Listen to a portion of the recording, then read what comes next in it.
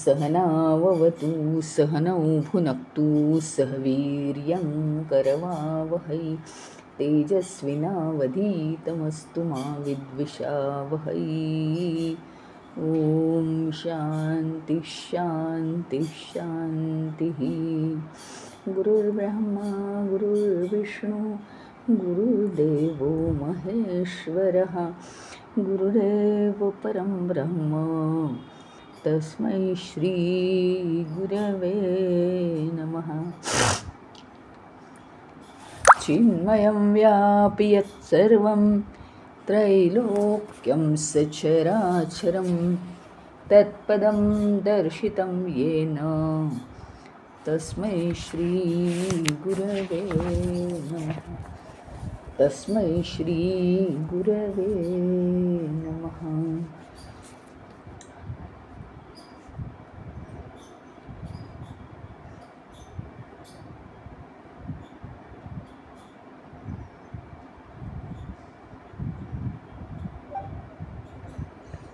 आता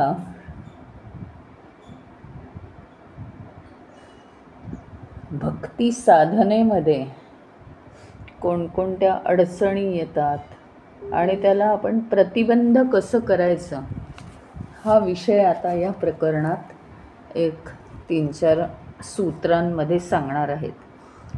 लोकहानी चिंतानकार्या निवेदितात्म लोकवेदशीलत्वात्.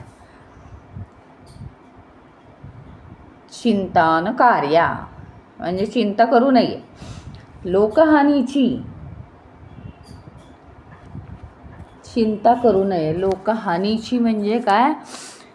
लोकांना काय वाटेल, मी भक्ती केली तर लोक काय म्हणतील, लोक मला वेड्यात काढतील, ह्याची चिंता करू नये.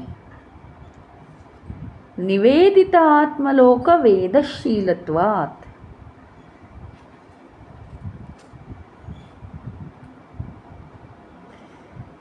फक्त काय आहे, आपला जो वैयक्तिक जीवभाव आहे,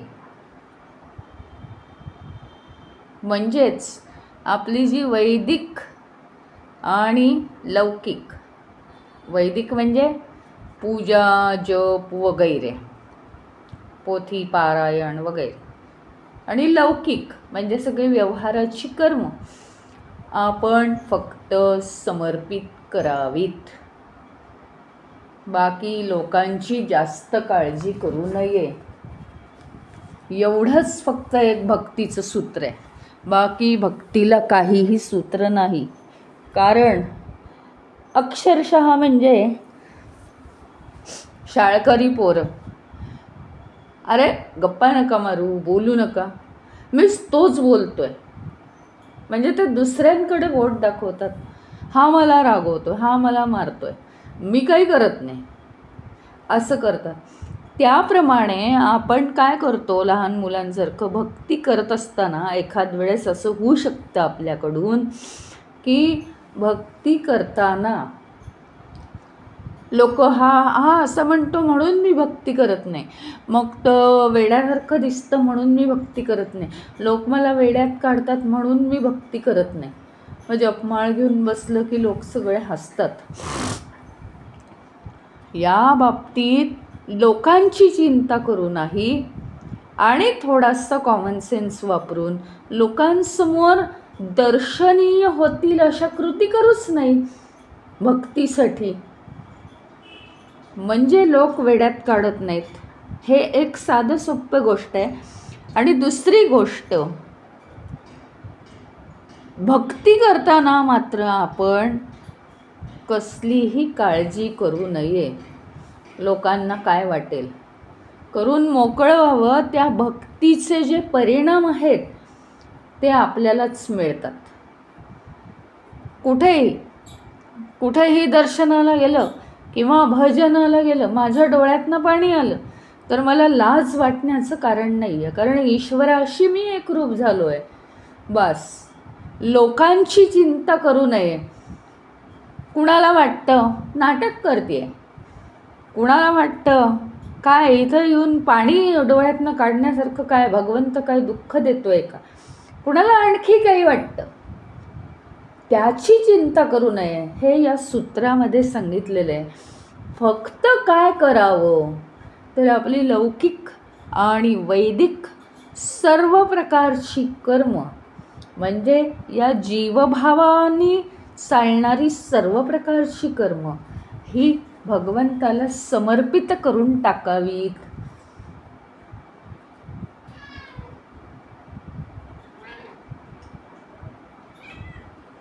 मग काही कोणत्याही मोठे जरी प्रसंग आले तरी सुद्धा त्याची आपण काळजी करू नये. दुःख आली, काहीही झालं तरी सुद्धा भक्ती मार्ग जर आपण सोडला नाही, ते दुःखाचे प्रसंग जर ठीक आहे, म्हणजे सगळ्याचे परिणाम होतातच, सामान्यच माणसं आहोत आपण, पण तरी त्याही परिस्थितीत हळूहळू ते काय रिकामे होणार नाही आपण लगेच. पण हे दुःखसुद्धा भगवंता तुला समर्पित, कारण माझ्या जीवभावाची सगळी कर्म मी तुला समर्पित करत आहे. तुला यातून जो मार्ग काढायचा आहे, ज्याच्यात माझं कल्याण आहे, तो मार्ग तू काढ. कितीही कसोटीचे प्रसंग आले आणि आपण भक्ती मार्ग सोडला नाही, त्याचं कारण आहे कसोटीचे प्रसंग किंवा दुःखाचे प्रसंग ह्याचा भक्तीशी काही एक संबंध नाही आहे. जीवनात येणारे प्रसंग हे येतातच, म्हणजे तुम्ही भक्ती करा, भक्ती नका करू. तुम्ही ज्ञान मिळवा, ज्ञान नका मिळवू. ते काय तुमची भक्ती आहे की नाही, तुमचं ज्ञान आहे की नाही, हे पाहायला तुम्हाला दुःखाचे प्रसंग येत नाहीत. जीवनात सुखदुःखांशिवाय काहीही नाही. छोटं दुःख मोठं दुःख, छोटं सुख मोठं सुख, ह्याच्या पलीकडे काही नाहीच आहे. तर त्याचा काहीही भक्तीशी संबंध नाही आहे. फक्त इथे एवढंच सांगितलेलं आहे की भक्ती जर अखंड चालू राहिली, प्रसंग दुःखाचे आहेत तसेच राहत असतात. जे येणार ते येणार, जे जाणार ते जाणार, आणि सगळे प्रसंग जाण्यासाठीच येतात. त्याच्यात आपण किती अडकतो, त्याच्यात आपण किती स्वतःला सामावून घेतो, हे आपल्यावर अवलंबून असतं. आपण जर परमेश्वराची भक्ती थांबवली नाही आणि त्याला जर असं सांगितलं की हाही प्रसंग तुला समर्पित, तर काय होईल, सगळं समर्पण केल्यामुळे आता सगळं तो काळजी घेणार आहे. आपल्याला काळजी करायचं कारण नाही आहे. भलेही दुःखाचे प्रसंग आले की परत परत मनातून दुःख येतं. जितक्या वेळा दुःख येतं तितक्या वेळा ती एक संधी समजावी भगवंताला समर्पित करण्याची. प्रसंग कठीण असतो, मान्य आहे. नुसते शब्दांनी हे वर्णन करता येत नाही, तेही मान्य आहे. नुसतं शब्दात बोलणं सोपं आहे, पण ज्याच्यावर प्रसंग ओढवतो त्याला हे कठीण आहे. पण नारदांनी मात्र हा उपाय सांगितलेला आहे याच्यावर. काळजी करू नका, लोकांकडे लक्ष देऊ नका, कसलीही फिकीर करू नका. कंसात असं आहे, कॉमन सेन्स वापरा. इथे नाही दिलं, मी सांगते. म्हणजे लोकांसमोर काही कृती करू नका, म्हणजे लोक बोलत नाहीत, पण लोकांची खूप काळजी करायची गरज नाही आहे.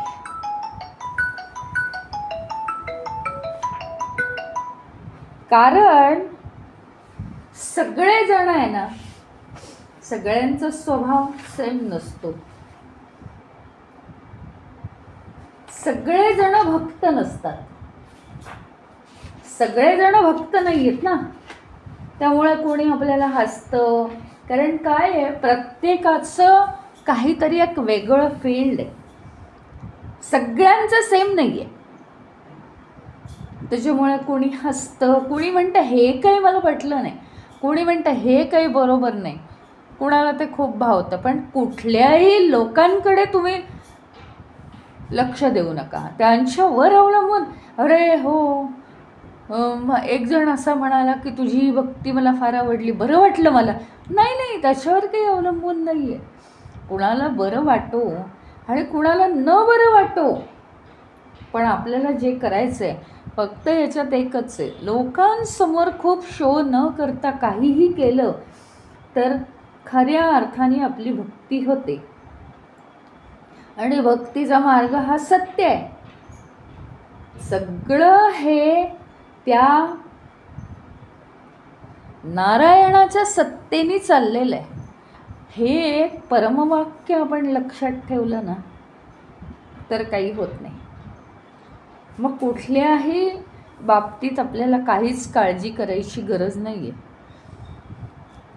म्हणजे काही ठिकाणी प्रसंग येतात असे की आपली काही कृती बरोबर जरी असली तरी त्याचं महत्त्व लोकांना न कळल्यामुळे ते म्हणतात ती कृती चुकीची आहे. किंवा आपलं म्हणणं बरोबर असलं तरी लोक म्हणतात की तुझं म्हणणं चूक आहे. मग ते सिद्ध करायला खूप जायची आणि खूप आपली तळमळ असते की मी चूक कसा आणि मी बरोबर आहे हे सिद्ध करावं. ते सिद्ध करायला जायची गरज नाही. हे सगळं काही नारायणाच्या सत्तेने चालतं. आणि खूप तळमळ करू नये या लौकिक गोष्टींसाठी की मला याने खोटं ठरवलं, मला याने कमी म्हटलं, माझं बरोबर असताना याला समजलं नाही त्याचं महत्त्व. याच्यासाठी फार तळमळ करू नये. बोलता आलं तर थोडंफार बोलावं, पण त्याच्या मागे जाऊ नये. जितकं लोक मागे राहतात, नाही नाही माझंच बरोबर आहे, नाही नाही माझंच बरोबर आहे, तितकं करायची गरज नाही. लगेच सोडून द्यावं. कारण हे सगळं नारायणाच्या सत्तेने चालतं. काही प्रसंगी लोक बोलतात ना आपल्याला, त्याच्यात काही तेवढं तथ्य नसतं, पण त्यांच्याकडून आपल्या मनातला, आपण फार परमेश्वराला आवडलो तर आपल्या मनातला सूक्ष्म अहंकारसुद्धा भगवंत त्यांच्याद्वारे काढत असतो. म्हणून मौनम सर्वार्थ साधनम. जास्त प्रूव्ह करायला जाऊ नये. म्हणजे काय?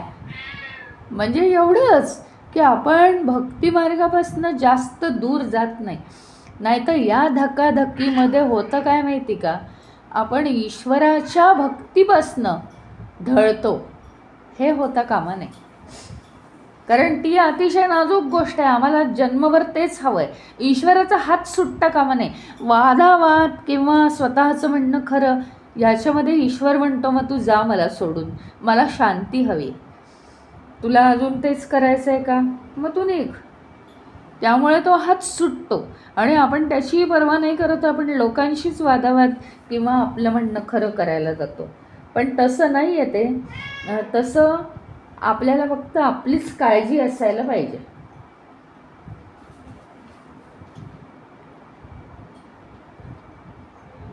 आणि कसलाही दुःख बाळगायची काही गरज नाही आहे.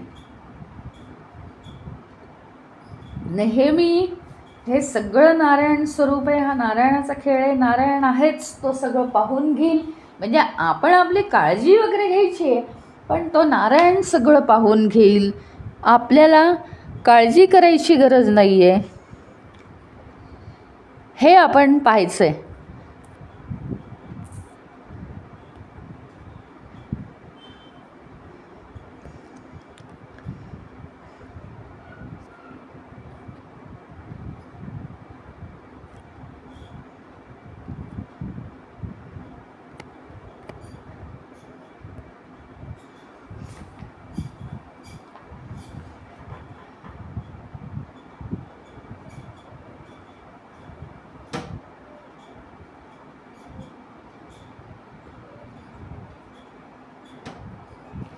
इतकं आपलं म्हणणं, आपलं धैर्य एवढं असलं पाहिजे की शेवटी संकटसुद्धा आपल्याकडे येत नाहीत. याचा अर्थ जीवनातली संकटं निघून जातात असं नाही. संकट आपल्यापासून अलिप्त राहतात. संकट आहेत पण त्याचं दुःख राहत नाही आपल्याला,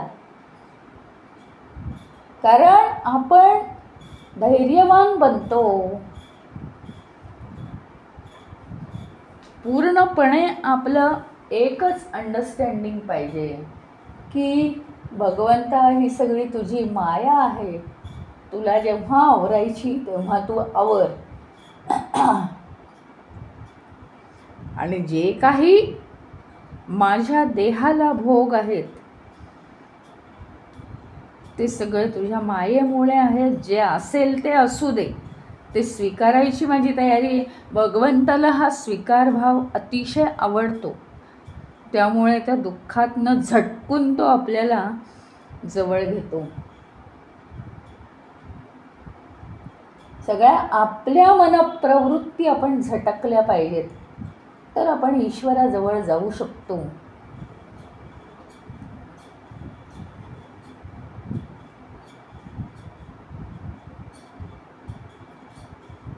सगळी दुःख ही काय आहेत? शेवटी दुःख सुख हे जे भावभावना आहे हे सगळं मनाच्या पातळीवर आहे. पण मी म्हणजे काही मन नाही आहे ना, त्यामुळे दुःख माझी नाहीत, त्या मनाची आहेत. मी काय फक्त त्या मनाचा साक्षी आहे. रस्त्यावरचा दिवा जो असतो, रस्त्यावरचा दिवा, रस्त्यावरून लग्नाची वरात जाते, हां, रस्त्यावरून मुलं खेळतात हे पाहतो, रस्त्यावरून लहान मोठी वाहनं जातात, ट्रिपच्या मुलांची बस जाते आरडाओरडा करत, हां, रस्त्यावरून अंत्ययात्रा जाते, तरी तो लाईटचा दिवा, रस्त्यावरचा दिवा, तो खांबावरचा पाहतो. सगळं साक्षीत्वाच्या भावनेने तो पाहतो. तसं मनाच्या पातळीवर, बुद्धीच्या पातळीवर, देहाच्या पातळीवर चाललेली कार्य मी साक्षीत्वाच्या भावनेने पाहिली पाहिजेत. आणि मला मुख्यतः मनाच्या पातळीवर चाललेली कार्य ही साक्षीत्वाच्या भावनेने पाहायला जास्ती शिकलं पाहिजे, कारण सुखदुःखामध्ये मी फार व्याकुळ होतो. मी फक्त साक्षी आहे, मी त्यात जाऊच शकत नाही. रस्त्यावरचा खांबावरचा दिवा जातो का कोणत्या प्रसंगात? नाही, नुसतं पाहतोय तो वरून सगळं, सगळ्या प्रकारची सगळ्या ते हे घटना तो बघतोय. याच्यामुळे दुःखापासून दूर राहणं आपल्याला सोपं जातं. सगळं आपण प्रभुचरणांवर वाहून टाकलं पाहिजे.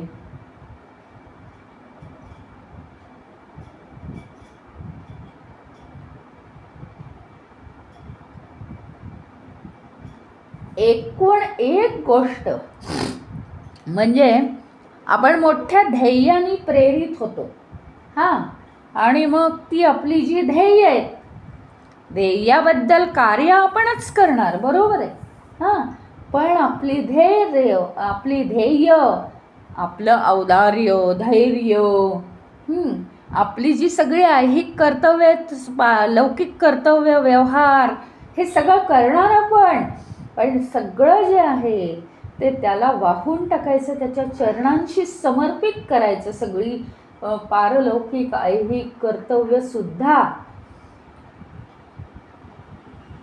आणि त्याच्या चरणांशी समर्पित करून दुरून ती पूर्ण करण्याचा प्रयत्न करायचा. आपण काय करतो? हे कर्तव्य माझी आहेत, माझी आहेत, माझी आहेत, मला हे करायचं, मला ते करायचं आहे, मी असं केलं, मी तसं केलं. म्हणजे काय? भविष्य आणि भूत ह्याच्यामध्ये आपण राहतो आणि त्याच्यामध्ये आपण अहंकार पण पुष्कळ जमा करतो की ज्याचं लिंपण कधीच आपल्याला काढता येत नाही. किती हे पुटं चढली आहेत आपल्यावर अहंकाराची, आणि ती काढताच येत नाही आहेत आता. त्याच्याऐवजी आपण काय केलेलं आहे, त्याऐवजी हे महत्त्वाचं सूत्र आहे सगळ्यात सांगता येते की परमेश्वराच्या चरणांशी सगळं जर समर्पित केलं, माझी ऐहिक कर्तव्य, माझी पारलौकिक कर्तव्य, माझ्या अंगी जर धैर्य धाडस असेल, माझ्या अंगी हिंमत असेल, जे काही आहे, माझी मोठी मोठी ध्येय आहेत, समजा मला मोक्ष मिळवायचा आहे, मला आणखीन काय करायचं, हे सगळं परमेश्वरा आधी तुझ्या चरणी समर्पित, आणि नंतर ते जे चरणांवर समर्पित केलेलं आहे, आता माझं काहीच नाही यातलं, परमेश्वराला वाहून टाकलेलं आहे. आता त्यातनं मी काय अलिप्त नाही आहे. ते पूर्ण होईपर्यंत परमेश्वराच्या चरणांना ओझं होत आहे, त्याचं सगळं वाहून टाकलं आहे परमेश्वराच्या चरणी, परंतु ते पूर्ण करण्याचं काम आपलं आहे. आता ते परमेश्वराच्या चरणी समर्पित झाल्यावर मग ते पुन्हा धारण करून ईश्वराची सेवा म्हणून करायचं आहे, असा एक वेगळाच अर्थ या सूत्राने आपल्याला दिलेला आहे.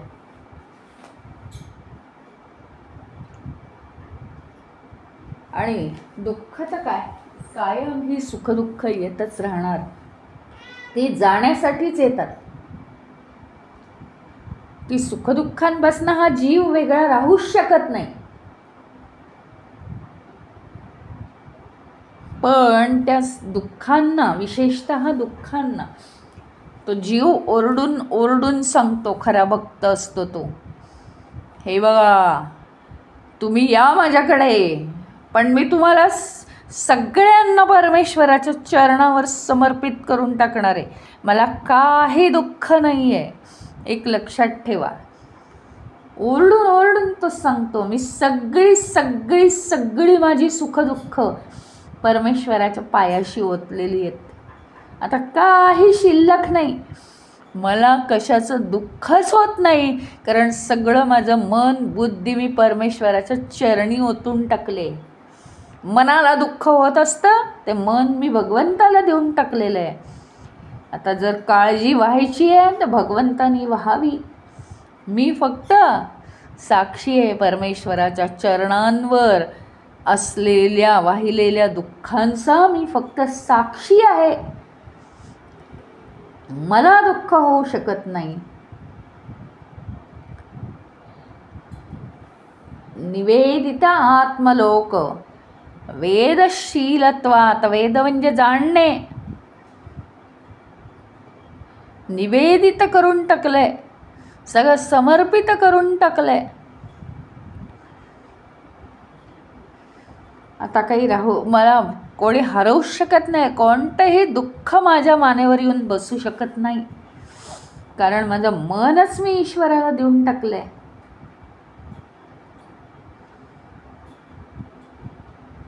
अशी ईश्वरार्पण जी बुद्धी आहे, आत्मसमर्पण जी बुद्धी आहे, हीच एक परमेश्वराचरणी प्रेमाची अभिव्यक्ती आहे. तुम्हाला माहिती आहे, कुणाला काहीही दिलं, मनापासून आपण दिलं की आपल्याला किती आनंद होतो. कुणाला काहीही दिलं, नको असलेल्या वस्तू नाही, नवीन कोरं आणून काहीतरी दिलं आपण आपल्या कुटुंबातल्या माणसांना, मनापासून आपल्याला आनंद होतो. काहीही असेल, ड्रेस असेल, साडी असेल, वस्तू असेल, काहीही असेल, अरे वा याला ही आवडली, मी इतकी आणून विकत आणून दिलेली, किती आनंद होतो. मग सगळं सगळं सगळं आजपर्यंत जे माझं माझं माझं मन, माझं भावना, माझा अहंकार, माझा आणि माझे भोग, मला एवढं सगळं आवडत होतं, माझी वैदिक कर्तव्य, माझी लौकिक कर्म, सगळी मी मी माझं माझं सगळं भगवंताला देऊन टाकलं. केवढं प्रेम येतं की सगळं माझ्या आवडत्याला भगवंताला मी देऊन टाकलं आहे. काही नाही माझ्याजवळ.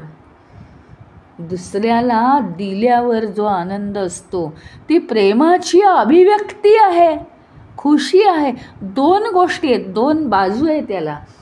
की एकतर माझं मन मी भगवंताला दिलं, त्याच्यामुळे मला दुःख शिवत नाही, कशाचाही भोग नाही.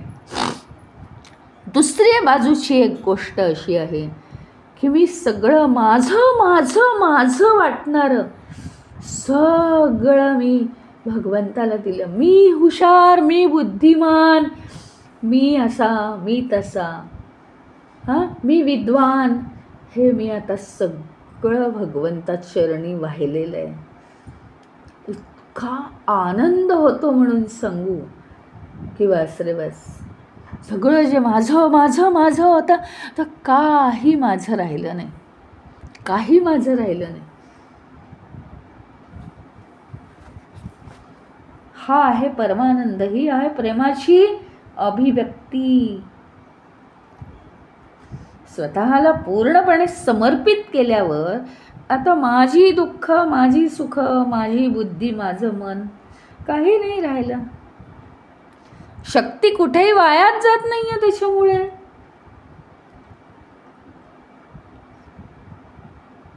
त्यामुळे आत्मसमर्पण जे आहे, आत्मसमर्पण म्हणजे सगळं वैयक्तिक जे आहे ते सगळं भगवंताला देऊन टाकलं.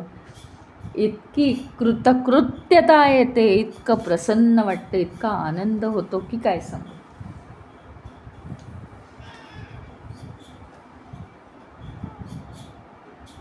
आता पुढचं सूत्र आहे, न तत्सिद्धौ लोकव्यवहारो हेयः किंतु फलत्यागः तत्साधनं च कार्यम एव.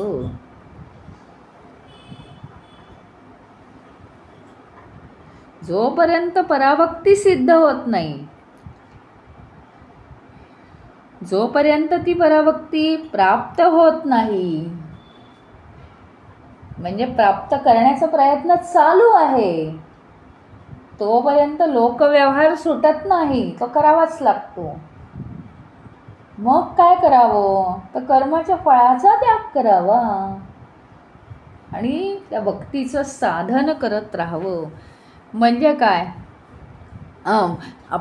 पराभक्तीमध्ये सांगितलं होतं ना नारदांनी की आपल्याला काही म्हणजे तो जो साधक असतो पराभक्ती साध्य झालेला, तो काय करतो, तर त्याला काही कर्म म्हणजे राहतच नाहीत असंही सांगितलेलं आहे. कर्म राहत नाही, इथे क्लिअर केलं होतं. कर्म राहत नाही म्हणजे ती देहाकडनं होत राहतात, त्याला काही त्याचं भानच नसतं. पण मन लावून कर्म करावीच लागतात. आत्ता इथे पहिल्या सूत्रात आपण सांगितलं परमेश्वरावर समर्पित करा तुम्ही चरणांवर, पण ती कर्म आपल्याला करायचीच आहेत. तिथे काही आपल्याला पराभक्ती साध्य झालेली नाही आहे.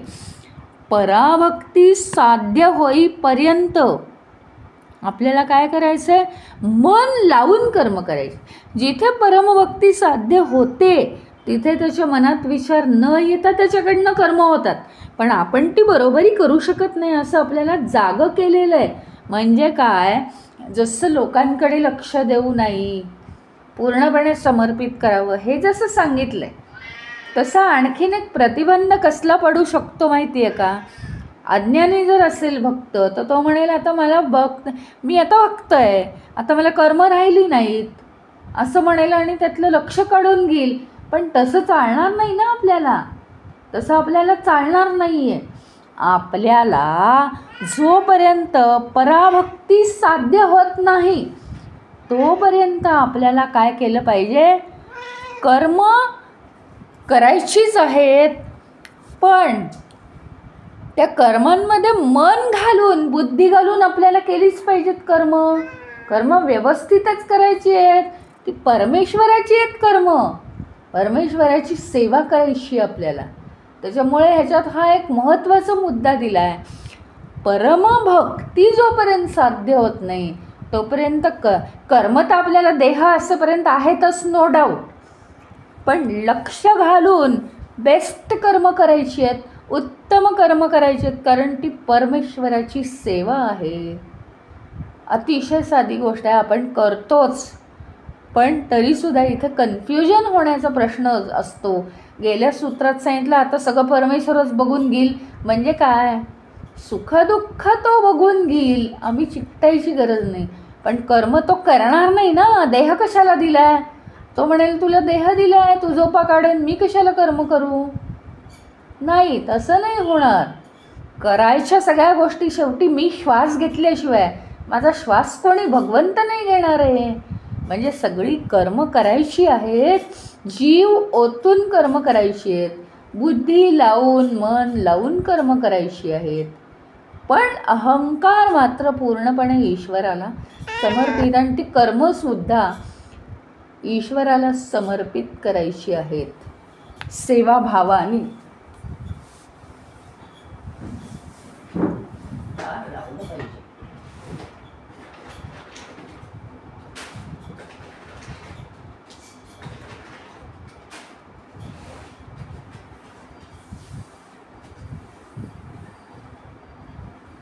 त्याच्यामुळे हा एक मुद्दा महत्त्वाचा आहे.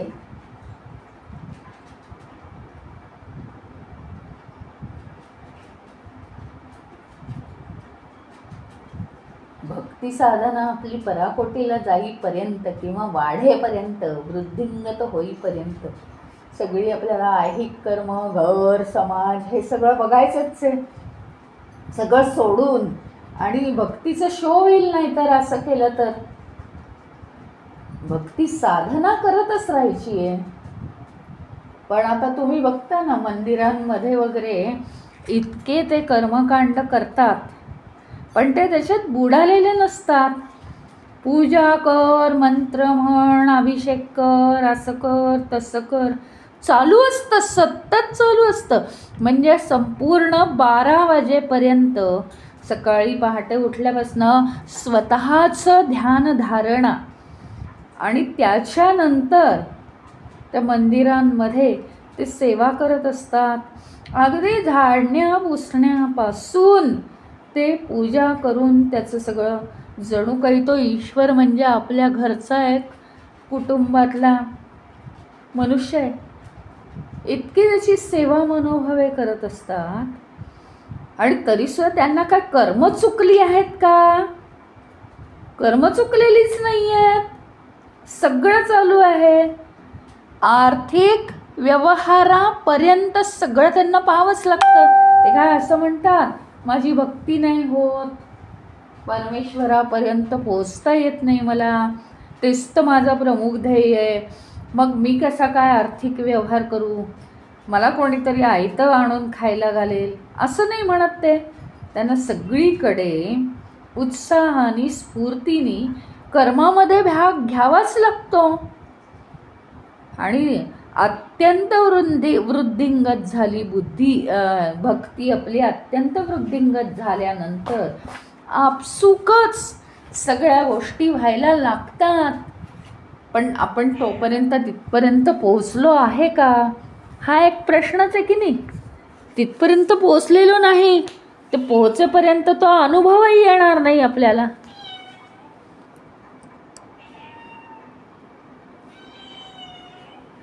त्यामुळे एका अंगाने ही भक्ती वृद्धिंगत करण्याचा प्रयत्न आपण केला पाहिजे. कुठलंही कार्य, कर्म आपण सोडता कामा नये. हे काय आहे, भक्तीमध्ये अडचणी येऊ नयेत म्हणून या विभागात नारद सांगत आहेत आपल्याला.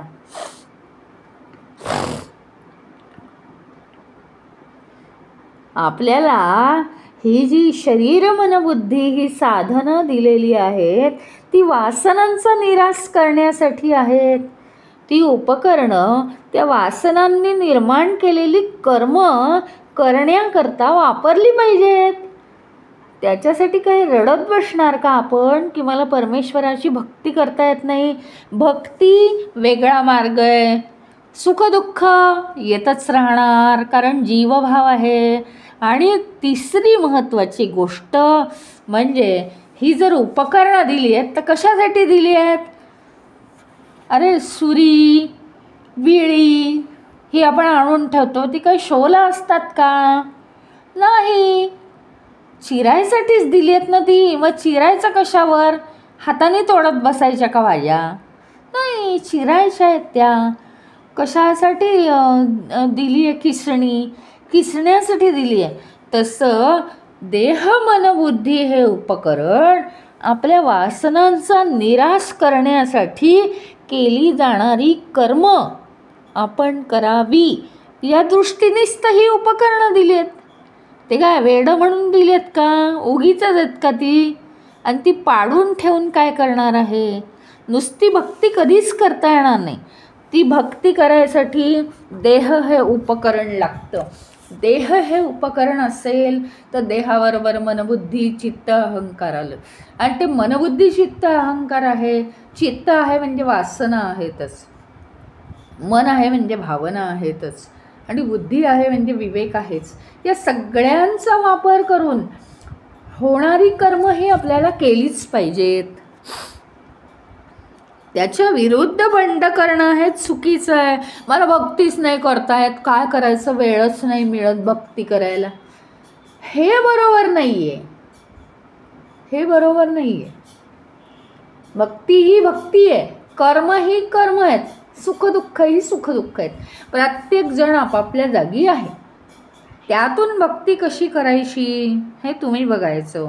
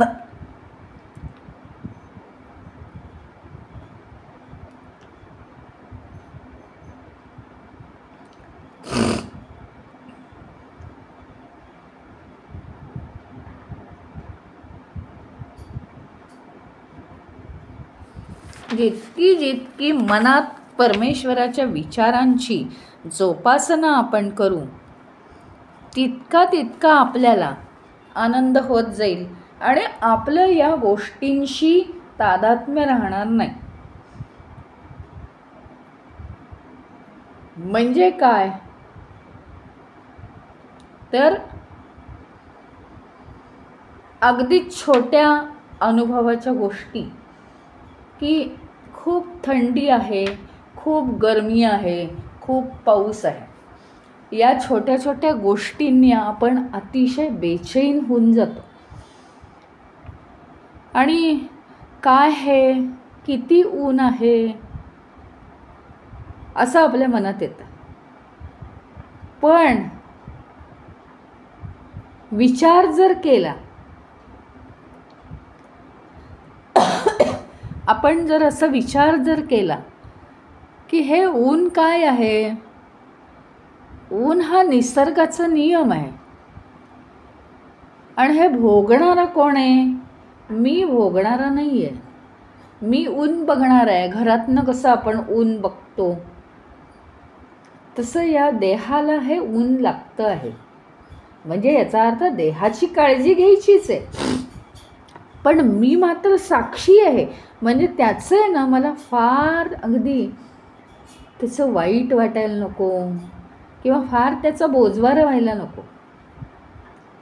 छोट्या छोट्या गोष्टींनी जीवनात बुजून जाणं, बोर होणं हे बरोबर नाही आहे. छोट्या छोट्या गोष्टी आणि त्याने आपण डिस्टर्ब होतो. हेच जर आपण सगळं परमेश्वराला समर्पित केलं, मनच मुळी परमेश्वराला समर्पित केलं तर काहीही राहत नाही. खरोखरी हा अभ्यास करत गेल्यानंतर उन्हाचा जो ऊनपणा आहे तो आपल्याला कमी कमी जाणवायला लागतो. किंवा ते काय ते आहेच असं आपल्याला वाटायला लागतं. म्हणजे आज काही विशेष झालेलं नाही की उन्हाळ्यात ऊन नसतं असं काही झालं होतं का आत्तापर्यंत, आणि आत्ताच अचानक आलं नाही. म्हणजे ह्या गोष्टी नॉर्मल आहेत. त्याचप्रमाणे जीवनात सुखदुःख नॉर्मल आहेत. त्याच्यात एवढं लक्ष घालण्यासारखं काही नाही. त्याच्यामुळेच आपण इतर सगळ्या गोष्टींचा विचार करता करता भगवंताच्या भक्तीपासून दूर जातो. नारद या विभागामध्ये असं सांगतायत की कोणत्या गोष्टी भक्तीला प्रतिबंध करतात, त्या गोष्टींना आपण आपल्यापासून दूर ठेवायचं. एक तर सगळं समर्पित केल्यानंतर परमेश्वर काय आहे ते बघून घेईल, मला काही काळजी करायचं कारण नाही आहे. तुम्हाला माहिती आहे ना, अगदी जी लहान मुलं असतात, काहीच काळजी नसते, काहीही काळजी नसते. मोठी माणसं जबाबदार आहेत. त्यांना आपण कोणी असं वेड्यासारखं जाऊन कोणी विचारलं, काय हे करायला तुमच्याकडे पैसे आहेत का? मला नाही माहीत, आईबाबांना माहिती आहे, असं म्हणतात मुलं. म्हणजे काय, काहीही त्यांना काळजी नसते, काहीही, कसलीही काळजी नसते. पूर्णपणे ते आईवडिलांवर अवलंबून, आणि ते करतील, आईवडील जे देतील ते माझ्यासाठी खूप चांगलं आहे, ते जे देणार नाहीत ते मला नको आहे, माझ्यासाठी योग्य नाही आहे. म्हणजे काही वेळेस रडारड होते वगैरे, सगळं ठीक आहे, पण ती मुलं विसरून जातात, फार त्यांच्या मनात राहत नाही, कारण आईवडिलांवर पूर्ण भरवसा आहे. तसं आपलं जर ईश्वराच्या बाबतीत झालं की जे काही मला कल्याणकारक आहे ते सगळं ईश्वर पुरवतोय. माझं व्यक्तिमत्व त्याला उत्तम आकार देण्यासाठी कुंभाराप्रमाणे तो ईश्वर कार्य करतोय. म्हणजे कुठे कुणाचे 2 शब्द ऐकून घेतले, हां, मनामध्ये भाव काय पाहिजे, चला ईश्वराने माझा अहंभाव घालवला, आपण त्याला ते प्रूव्ह करण्याच्या मागे लागतो सतत. तसं करण्याची आपल्याला गरज नाही आहे. सतत आपण प्रूव्ह करण्याच्या मागे लागतो, तसं करण्याची गरज नाही. त्या गोष्टीमध्ये आपल्याला शोधता आलं पाहिजे की ईश्वर माझं कल्याण पूर्णपणे करतोय, तर मग कशा मार्गाने तो करतोय कल्याण माझं.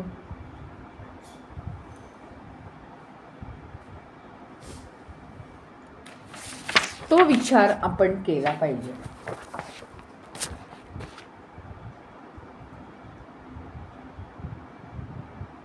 आणि आपल्याला हा जो देह दिलाय ना, पूर्णपणे जबाबदारी. आपण एखाद्या फॅक्टरीमध्ये काम करतो, हां, फॅक्टरीमध्ये काम करायला लागल्यावर ते आता बघा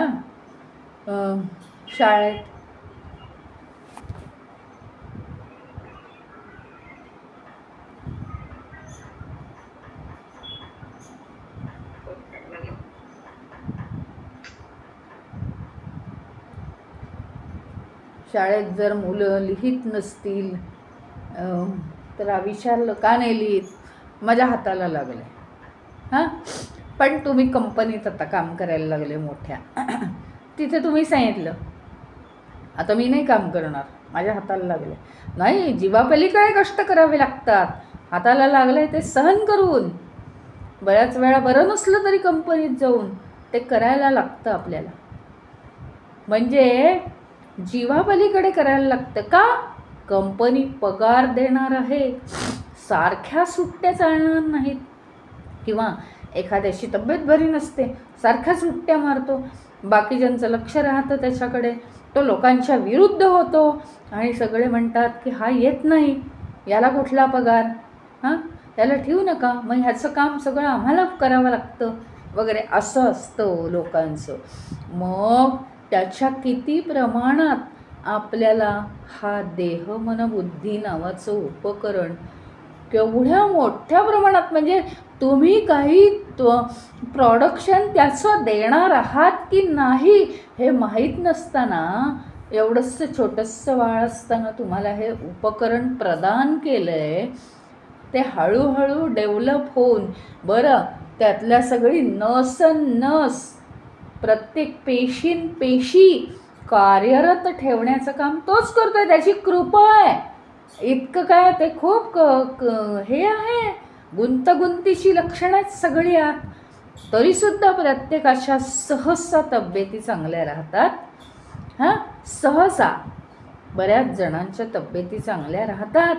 आणि इतकं सगळं तो करत असताना अपेक्षा नाही आहे का काही, तो म्हणत नाही म्हणून काय झालं, म्हणजे काय, कुठलीही गोष्ट कंपनीत पगार मिळतो म्हणून कार्य करतो, पण आम्हाला कितीतरी आधीच देऊन ठेवलं आहे, त्याचं काही परतफेड आहे की नाही. हा देह हा नसतोच आपलं वैयक्तिक जीवन जगायला, तो झिजवण्यासाठी आहे.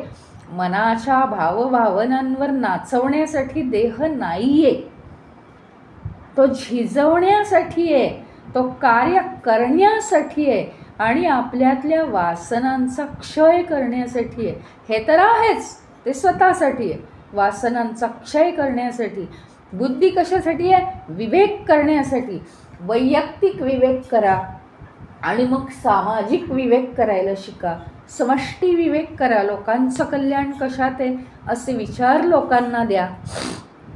म्हणजे काय, हे सगळं जे दिलं आहे त्याचा आपण उपयोग करतो आहोत का, ते काय पडीक म्हणून ठेवायचं नाही आहे स्वतःजवळ.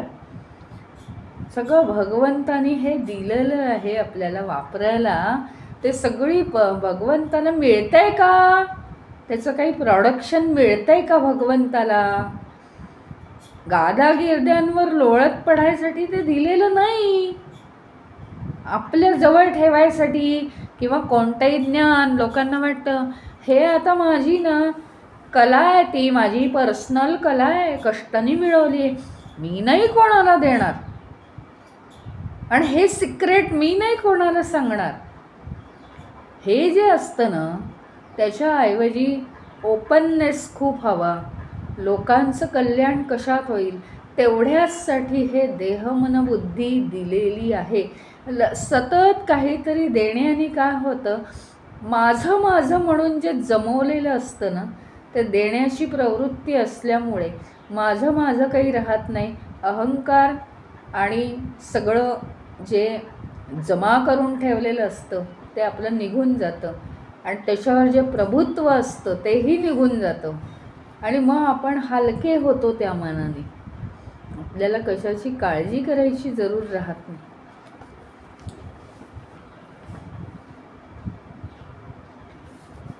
हे सगळं भक्तीला पूरक आहे.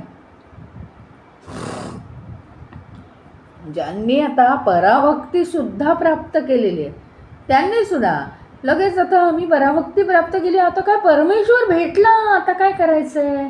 नाही, तुम्हाला देह आहे, देह आहे तोपर्यंत तो कष्टवत जा, तो कष्टवतच गेला पाहिजे.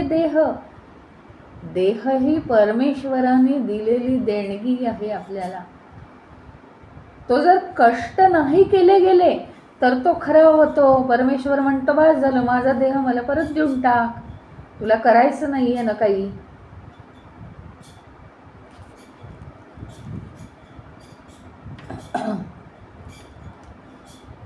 म्हणजे भक्तीचा या गोष्टींशी काहीही संबंध नाही. भक्तियुक्त अंतःकरणाने हे जर देहमनबुद्धी साधन वापरलं तर त्याचा अधिक चांगल्या स्तरासाठी, समाज कल्याणासाठी ॲटोमॅटिक उपयोग होऊ शकतो. खरं म्हणजे अंतिमतः परमेश्वराला हेच हवं आहे. आपली जीवनमुक्ती साधता साधता प्रत्येक वेळी या समाजाचं, या ईश्वर ज्या विश्वामध्ये भरून राहिलेला आहे त्या विश्वाचं कल्याण करण्यातच हा देह झिजवला पाहिजे, तरच आपल्या कर्माचं चीज होणार आहे.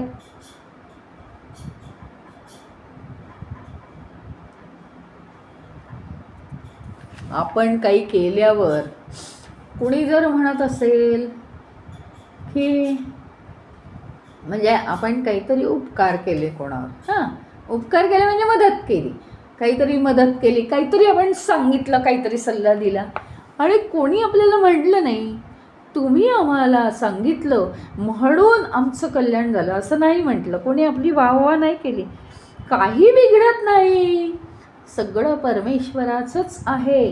कारण काय, हे सगळं इथेच ठेवून जायचं आहे. त्याच्यामुळे आपण आपल्याला हवं होतं म्हणून सल्ला दिला. माझा स्वभाव आहे सांगण्याचा, मीच सांगितलं. समोरचा स्वभाव असा असेल, मी सांगितलं हे लपवून ठेवून, त्याचं खरं, त्याला सगळं माहिती आहे, त्याला ज्ञान झालेलं आहे, असा जर त्याचा स्वभाव असेल तर त्याचा स्वभाव हा त्याच्याबरोबर. इतकं पण अलिप्त पाहिजे. आपल्याला वाईट वाटत राहतं, मी सांगितलं आणि हा म्हणतोय की तुम्ही नाहीच सांगितलं, मला माहितीच होतं हे. तर प्रत्येकाचा ज्याचा त्याचा स्वभाव ज्याच्या त्याच्याबरोबर. मला चांगलं सांगायचं होतं, मी सांगितलं आणि मी मोकळा झालो. बाकी सगळं ते जे काही कर्माचं फळ, कर्मसुद्धा परमेश्वरानेच सुचवलं, कर्माचं फळही परमेश्वरालाच समर्पित, बाकी मला काही नको, अशी जर वृत्ती असेल तर देह मन बुद्धीचं चीज झालं असं समजायचं. मागे राहून आम्हाला काही अपेक्षा नको आहे, काही अपेक्षा नको. याच्यासाठी एक भावना दृढ झाली पाहिजे आपल्या मनामध्ये की सगळं ईश्वराला समर्पित केलं आहे आणि आता जे काही या वाणीतून निघेल, लोकांसाठी सल्ला, लोकांना ज्ञान, लोकांना हे, लोकांना आणखीन काही, जे काही या वाणीतून निघेल, या दृष्टीतून, या श्रवणातून, ते सगळं लोकांना जे दिलं जाईल ते सगळं ईश्वराचंच. मग त्याची फळंसुद्धा ईश्वराचीच आहेत. मला काहीही नको आहे, कशाचीही मला अपेक्षा नाही. बस ही जर भावना आपली जागृत झाली तर आपल्याला काहीही राहत नाही. याला म्हणतात निस्वार्थी. निस्वार्थी म्हणजे फक्त कर्माच्या बाबतीत निस्वार्थी नाही आहे. सगळं सगळं सगळं, कोणी आपल्या भावना जपोत वा न जपोत, कोणी आपल्याला आपल्या दिलेल्या ज्ञानाबद्दल मोठेपणा देवोत वा न देवोत, आम्ही काय त्याच्यावर अवलंबून आहे का? नाही. आम्ही काय कुणाचे खातो, श्रीराम आम्हाला देतो. काय आम्ही खातो कुणाचं? कोणी काय आम्हाला मान दिला तो मान खातो का आम्ही? आम्हाला श्रीराम जे देतोय ते बास आहे. आम्हाला आमचा भगवंत बास आहे. दुसऱ्या कुणाचीही शाब्बासकी, दुसऱ्या कोणीही दिलेला मोठेपणा या कश्चित आहे आमच्यासाठी. माती मोल आहे, माती मोल. कोणी देऊच नाही मोठेपणा. आमचा अहंकार वाढू नये ही जर कोणी दुसरा काळजी घेत असेल तर तो सुद्धा आम्हाला परमेश्वरास समान आहे. आम्हाला परमेश्वर इनफ आहे. त्याच्या पायावर डोकं ठेवून फक्त आम्ही राहावं, याच्याशिवाय दुसरं सुख नाही. आपल्या आचरणात सगळं उदात्तता पाहिजे, श्रेष्ठ विचार पाहिजेत, समर्पण भाव पाहिजे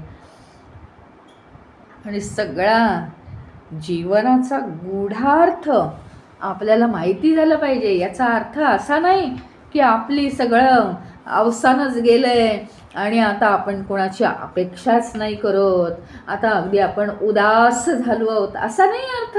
स्फूर्तीने जगणं आहे. स्फूर्तीने काय गरज आहे कोणी आपल्याला चांगलं म्हणण्याची? परमेश्वर आहे आपल्याजवळ, बाकी काही लागत नाही. इतकी दृढ श्रद्धा हवी, अतिशय दृढ श्रद्धा हवी. अतिशय विचारांना उंची यायला पाहिजे. दुसऱ्याची अपेक्षा जी आपण करत बसतोय ना, त्याच्यामुळे आपण दुःखी होतोय. हे इथेच हे कनेक्शन तुटलं पाहिजे आता. आणि परमेश्वराशी कनेक्शन, एवढी मोठी व्यक्ती काय, एवढी मोठी शक्ती आपल्याबरोबर आहे परमेश्वराची. अजून काय लागतं दुनियेत? काहीच लागत नाही. हे व्यवहारापुरते आहेत. माझ्या वासना जोपर्यंत माझ्याबरोबर आहेत, माझा देह आहे, मला मन बुद्धी चित्त अहंकार आहे तोपर्यंत मी सगळी कर्म करत राहीन, तोपर्यंत लोकांशी संबंध येत राहतील, तोपर्यंत सगळं आहे. पण तरी माझा पूर्णपणे आधार कोण आहे? एक आणि केवळ एक. का लोक माझा आधार नाही आहेत. लोकांचं बोलणं, लोकांचं मान देणं, लोकांनी मला मोठे म्हणणं हा माझा आधार नाहीच आहे. मी ग्रेट आहे केवळ त्या ईश्वरामुळे मी ग्रेट आहे. ईश्वराचा हात धरलाय ना, अजून काय पाहिजे? त्याच्या व्यतिरिक्त मला काही अपेक्षा नाही आहे या जगाकडनं. जग तर अपूर्ण आहे, मला काय अपेक्षा? आणि काय देणार हे जग? काहीही देऊ शकत नाही. फक्त परमेश्वर पूर्णपणे आनंद देऊ शकतो, पूर्णत्व देऊ शकतो.